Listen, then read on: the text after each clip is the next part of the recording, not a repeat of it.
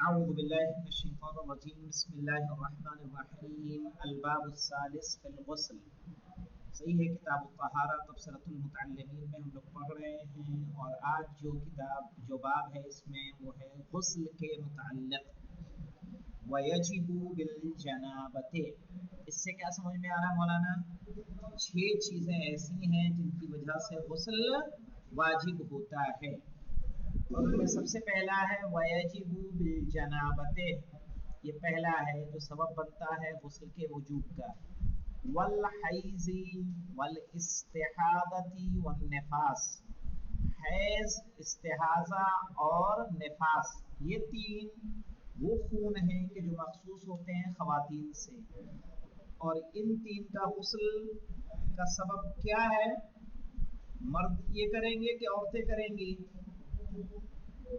عورتیں کریں گی تو یہ غسل مخصوص قرار پائے گا خواتین سے وَيَجِبُ بِالْجَنَابَةِ واجب ہوتا ہے جنابت سے والحیض حیض سے والاستحاضۃ 3 نمبر پہ استحاضہ 4 نمبر پہ نفاس ومس الاموات صحیح ہے اور میت کو چھونے سے اور میں کہاں آگے دیکھیے اس میں بریکٹ میں دے رہے ہیں بعد بردہم وقبل تطہیرہم بالغسل جسم کے ٹھنڈا ہونے کے بعد اور غسل سے پاک کرنے سے پہلے صحیح ہے اس لیے کہ اگر جن چیزوں میں جان ہوتی ہے بال اور ناخن کو چھوڑ کے جسم کے ٹھنڈا ہونے کے بعد اگر کوئی ٹچ کر رہا ہے تو اس پر غسل جنابت کیا ہو جائے گا واجب ہو جائے گا واجب ہاں غسل مس میت وللموت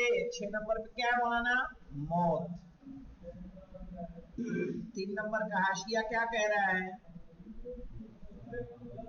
ساقط من سائر نسخ یعنی باقی نسخوں میں یہ چیز موجود نہیں ہے اب یہاں پہ دیکھیں مولانا کہ غسل مس میت میں ایک حکم کو یاد رکھیے گا ممکن ہے سماج میں تبلیغ میں کہیں پہ آپ کو کام آئے کہ اگر کوئی خاتون کا انتقال ہو جائے انتقال کے بعد اگر بچے کی پیدائش کرائی جا رہی ہے تو اس بچے پر بھی غسل مس میت واجب ہے سمجھ گئے کیسے خاتون کی موت ہوئی بچہ پیٹ میں تھا بچے کو جس بھی طریقے سے باہر کیا گیا جیسے بھی اس کی ولادت کرائی گئی چونکہ اتنی دیر وہ کس میں رہا ہے مردہ جسم میں رہا ہے اسے نکالا گیا ہے تو جسم کا حصہ ٹچ ہوا ہے کہ نہیں ہوا ہے ٹھنڈا ہونے کے بعد ہوا ہے تو ابھی تو نہیں ابھی غسل مس میت نہیں کرایا جائے گا لیکن جب بالغ ہوگا تو اس کو غسل مس میت کرنا ہے یہ حکم ہے وَيُسْتَحَبُّ لِمَا يَأْتِي اور جو کچھ آئے گا اس کے لیے مستحب ہے فَهَا هُنَا فُصُولٌ تو یہاں پہ کئی فصلیں ہیں فَهَا هُنَا فُصُولٌ تو یہاں کئی فصلیں ہیں اور ٹوٹل کتنی فصلیں ہیں 6 فصلیں ہیں مولانا آخری فصل ہماری ہوگی وہ غسل کے بارے میں کہ جو مستحب ہیں الفصل الاول فی الجنابت پہلی فصل ہے غسل جنابت میں کہ جو اکثر انسان کو کرنا ہوتا ہے جس میں مرد و عورت دونوں شریک ہیں اور جنابت کو کیسے پڑھا جائے گا جنابہ پڑھیں گے کہ جنابت پڑھیں گے مولانا جیم پر فتح کے ساتھ پڑھا جائے گا وَهِيَ تَحْصُلُ اور جنابت حاصل ہوتی ہے بِإِنزَالِ الْمَاءِ مُطْلَقًا صحیح ہے بِإِنزَالِ الْمَاء یہاں ماء سے مراد ہے مولانا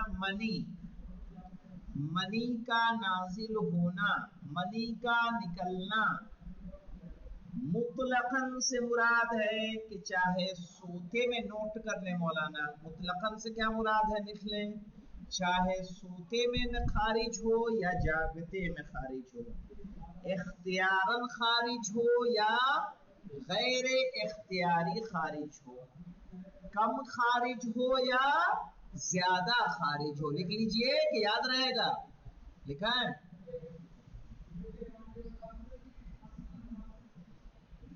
वहिय तहसुलु बिइंजालिल माइ मुतलकन, और जनाबत हासिल होता है या इंसान मुजनिब होता है मनी के निकलने से।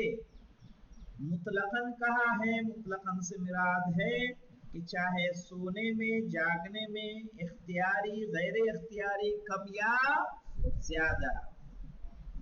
और दूसरा तरीका है वो बिल जिमाई फिल फरज, सही है, और जिमा से शर्मगाह में, खातून की शर्मगाह में अगर कोई जिमा कर रहा है तो चाहे मनी न खारिज हो, उस सूरत में दोनों पर गुस्ले जनाबत वाजिब हो जाएगा।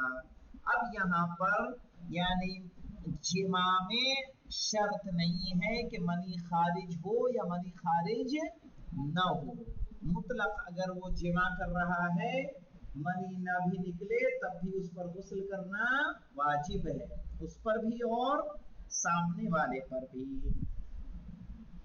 अच्छा, ये जिमा किसमें करे मौलाना?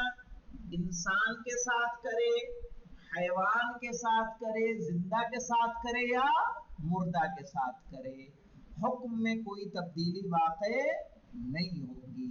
अगर किसी ने किसी जानवर के साथ अगर जिमा किया है, रिलेशन फिजिकल बनाया है, तो क्या उस पर गुस्ले जनाबत वाजिब नहीं होगा? कहा वाजिब होगा। मुर्दे के साथ किया तब भी उस पर गुस्ले जनाबत वाजिब होगा। लेकिन कितना दुखूल होना चाहिए का हत्ता तगीबल हशफतो, यहाँ तक के हशफा गायब हो जाए। हशफा कहते हैं आले तनासुल के अगले हिस्से को, जो उठा और फूला हुआ हिस्सा होता है उसे हशफा कहा जाता है। अगर फर्ज में उतनी मिकदार दाखिल हो, सही है, पूरा आले तनासुल दाखिल ना हो, मनी ना भी निकले, तो उस सूरत में मर्द और औरत दोनों पर गुस्ले जनाबत वाजिब है। अब कह रहे हैं मौलाना ये जिमा सवाउन अल कुब्ल व दुब्र, चाहे कुब्ल में हो या दुब्र में हो, यानी ये जिमा चाहे आगे की शर्मगाह में हो या पीछे की शर्मगाह में हो। कुब्ल यानी आगे की शर्मगाह, दुब्र यानी पीछे की शर्मगाह। व इल्लम यंजिल, व इल्लम यंजिल यानी इल्लम यंजिल मनी, चाहे मनी ना निकले, मनी ना नाजिल हो, तब भी उस पर गुस्ले जनाबत क्या हो जाएगा? वाजिब हो जाएगा। वयजिबु फीही, और उसमें वाजिब है, यानी फीही से मुराद क्या है? फिल गुस्ली। क्या क्या वाजिब है मौलाना? कह रहे हैं वल वाजिब फीही अन्नियतु इंद गस्लिल यदैने, और वाजिब है नियत करना हाथों को धुलते वक्त, यानी जब हाथों को मुस्तहब धुलेगा, थोड़ा बाल्टी में या किसी में हाथ डालने से पहले, तभी वो गुस्ले जनाबत की नियत कर ले। अगर तब नहीं कर रहा है, अबिर रासे, या जब सर पर पानी डाल रहा है, तो सर पर पानी डालते हुए क्या करेगा? गुस्ले जनाबत की नियत कर लेगा। अच्छा, ये सर पे पानी डालने का मतलब ये समझ में आ रहा है, यानी गुस्ल कौन सा होगा? गुस्ले इल्तिमासी होगा कि तरतीबी? तरतीबी। वरना गुस्ले इल्तिमासी में क्या करना है? उसको एक बार में ही पानी में अपने आप को डुबो लेना है। मुस्तदामतुल हुक्मी, صحیح ہے. مستدامت الحکم پہلے گزر چکا ہے کہ نہیں گزر چکا ہے؟ یعنی نیت باقی رہے حکمی طور پر، یعنی جنابت کی نیت کبھی بھی منقطع نہ ہو. سمجھ میں آ رہا ہے؟ جنابت اسی طرح سے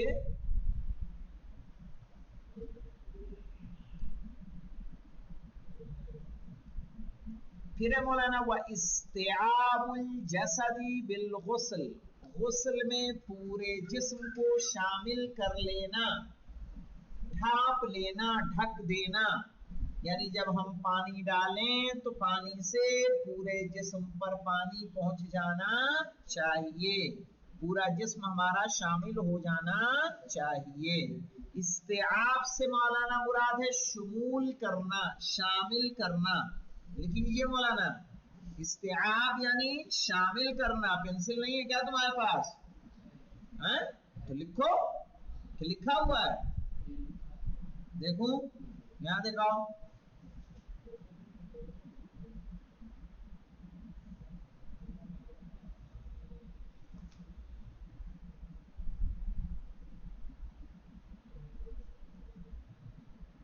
کہاں لکھا ہے؟ کیا لکھا ہے دیکھا تم نے؟ ادھر آؤ. اسی لیے تو تمہارا یہ حال ہے، اسی لیے پڑھنے میں تیز ہو تم لوگ. لکھا ہے، کیا لکھا ہے وہ تو دیکھو. کیا لکھا ہے بتائیے؟ واستیعاب الجسد یعنی پورے جسم کو، پورے جسم، جسد یعنی جسم، پورے جسم کو شامل کرنا. کس کے ذریعے سے؟ غسل کے ذریعے سے. یعنی غسل ہمارا مکمل جسم کو شامل ہو جائے. اس کے بعد ہے مولانا تخلیل ما لا يصل الیہ الماء الا به. الا به یعنی الا بالتخلیل. تخلیل جانتے ہیں کس کو کہتے ہیں؟ تخلیل کہتے ہیں جسم پر ہاتھ کا پھیرنا، انگلیوں کا پھیرنا. مثلا اگر گھنے بال ہیں، صحیح ہے کہ جب تک انگلیاں ہاتھ نہ پھیری جائیں وہاں پانی اندر پہنچنے والا نہیں ہے. گھنی داڑھی ہے، اندر پانی پہنچنے والا نہیں ہے. گھنے بال ہیں، اندر پانی پہنچنے والا نہیں ہے. تو مستحب ہے کہ ایسی جگہ کہ جہاں پر، واجب ہے، مستحب نہیں واجب ہے کہ جہاں پر پانی پہنچنے کے امکانات کم ہیں وہاں ہاتھوں کو پھیرایا جائے. تخلیل کرنا یعنی ہاتھوں کا پھیرانا. ما لا یصل الیہ الماء جہاں پانی نہ پہنچتا ہو، الا بہ یعنی الا بالتخلیل یعنی سوائے تخلیل کے. تخلیل یعنی بنا ہاتھوں کو پھیرے اگر پانی نہیں پہنچ رہا ہے تو وہاں ہاتھ کا پھیرنا واجب ہے. اور باقی جہاں پانی پہنچ رہا ہے مولانا وہاں پہ ہاتھ کا پھیرنا مستحب ہے. سمجھ رہے ہیں؟ مثلا یہ ہاتھ پہ ہمارے پانی پہنچ رہا ہے، سینے پہ، پیٹ پہ، پیروں پہ پانی پہنچ رہا ہے، اس کے بعد بھی مستحب ہے کہ وہاں کیا کر دے؟ ہاتھ پھیر دے، صرف پانی ڈال کے مطمئن نہ رہے. والبدءۃ بالرأس اور شروعات کہاں سے کرے گا مولانا غسل کرنے کی؟ سر سے. ثم بالجانب الایمن، ایمن کہتے ہیں بیٹا دائیں کو، پھر دائیں جانب سے. ثم بالجانب ثم الایسر یعنی پھر کیا؟ جانب ایسر. ایسر یعنی بائیں جانب.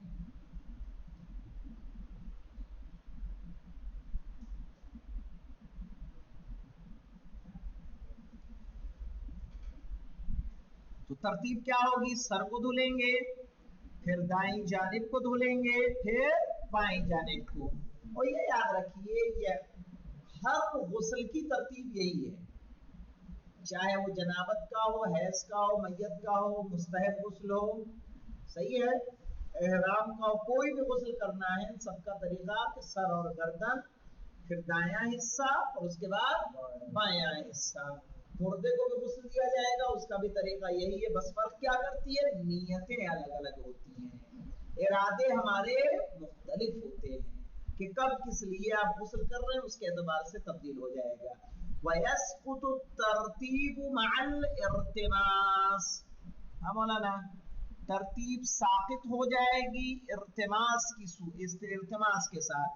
یعنی جب آپ غسل ارتماسی کریں گے تو جو ترتیب سر اور گردن دایاں اور بایاں بتایا گیا وہ چیز کیا ہو جائے گی؟ ساقط ہو جائے گی، ختم ہو جائے گی. یعنی اس صورت میں ہمیں سر اور گردن کو ایک بار اور دائیں حصے کو ایک بار اور بائیں حصے کو تیسری بار میں کرنا ہمارے لیے ضروری نہیں ہے. ایک مرتبہ غسل جنابت کی نیت کر کے اگر اپنے سر کو پوری طرح سے کیا کر دے رہا ہے، پوری طرح سے اگر پانی میں ڈبو دے رہا ہے تو اس کا غسل کیا ہو جائے گا؟ ہو جائے گا. یعنی پھر بال بھی اس کے نظر نہیں آنے چاہیے. اب ایک نظر پھر دیکھ لیں مولانا.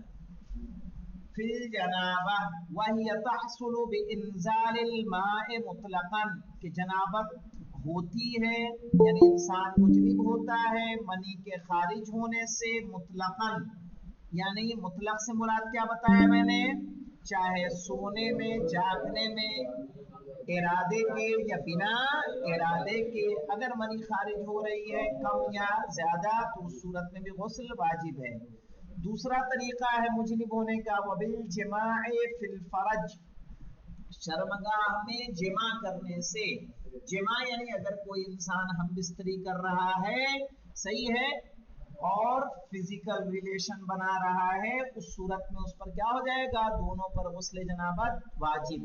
اچھا کتنا داخل کرے گا کہ غسل جنابت واجب ہوگا؟ کا حتی تغیب الحشفۃ، یہاں تک کہ جو حشفہ ہے ذکر کا جو اوپری حصہ ظاہری حصہ ہے وہ غائب ہو جائے، یعنی اتنا داخل ہو جائے.